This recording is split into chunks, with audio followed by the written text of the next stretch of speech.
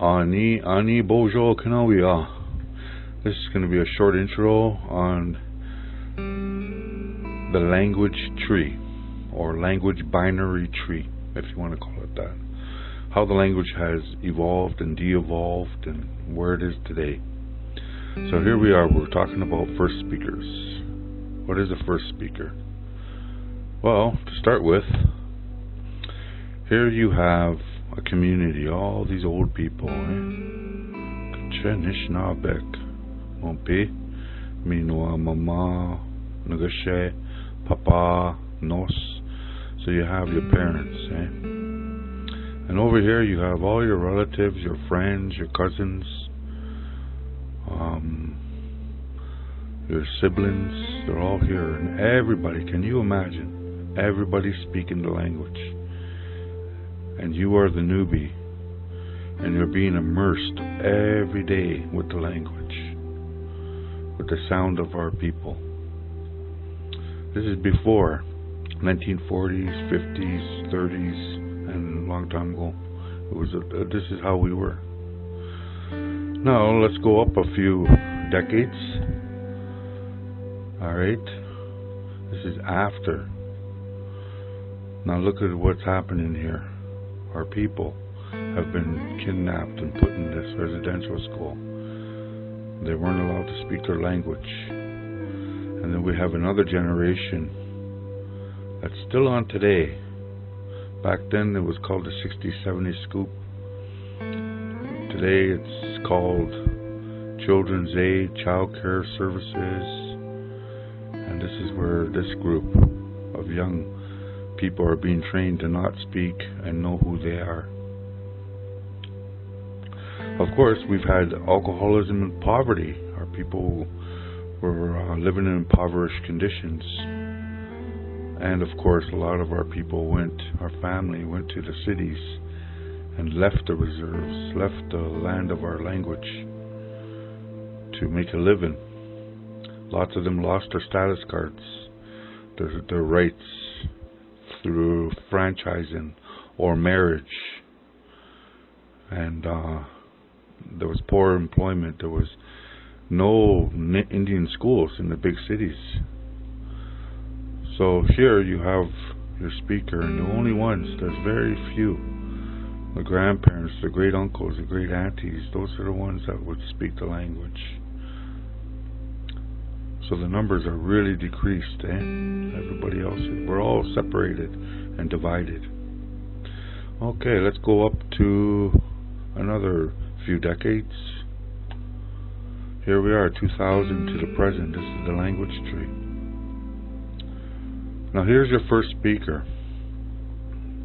Most first speakers I've met in today's world are not blood family members, But they're hired. And there's a sense of control as to how much resources they have, how much time, and what they can teach. So here's your first speaker, full of the language.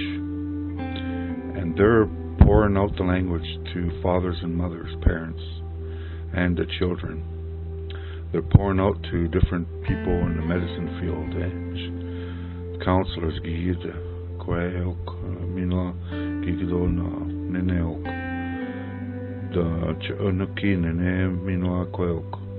the laborers, different ones in social work and child care workers, like these are just Anishinaabemowin all around, whom have been disconnected because of residential school. They're either generational residential school people, or they're survivors of the 60-70 scoop, or they're survivors of alcoholism, poverty, and violence. And this group here as well. So this is how it is now. It's gone to this level. Our people are not speaking, and they're all dependent on this one here. Let's look at a bigger picture of this now. Here we go. Now, this is what's happening. You have your first speaker up here,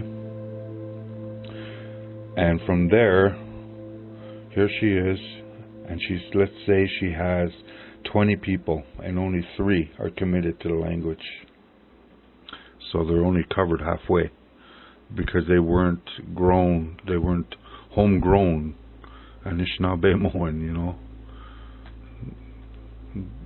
So what's happening here is they are learning from her. And over here we have a Nene, Nene. So he's going to go out in his circle, his group, his direction, and teach this one here. And this one is going to help the elders, trying to build a bridge there. Some people will take the language and they won't go anywhere with it. They'll keep it to themselves and practice on their own and live with the language their way. Right here. And then we have this woman here who works with one person. The next generation. This generation works with the elder generation who had lost contact. It could be an elder's house, senior's housing or something. That person could be working, eh? Over here, you have a single mother, and she's trying to teach her children the language. This is a huge case among our people, this one. And of course, you have your first speaker, your second speaker, who's working with the education system here. All these students. You see how the generations are changing, eh? But then, let's look over here. You have this group here who doesn't have an interest, who don't have the interest in learning. Some of them just are mindset conditioned to not learn the language, you know. But what I want you to see is, this is how it is today. How I see it today. Our first speakers are dying off. They're all going back to the spirit world. You know, and we got to get it back so it's like this. We got to get it back where we start. I've heard this saying, it takes a tribe to raise a child. The same principle applies with our language. It will take people to feed the language to our youngins. But we got to get out of this right now. Nahaudish. And this is the language tree, how I see it. Miigwech. So when you see a first speaker, try to understand that first speaker has a lot of pressure. That first speaker has a lot of work to do. So be gentle, be patient with that first speaker. And the same thing with our second speakers. These are like our healers and our warriors stepping up. And these are the takers that are trying to take the language back. Okay, so just pay attention to this evolution. Let's try to get back to this. Oh, that's my big chit chat about first speaker, Jimmy Glitch. Wamapi.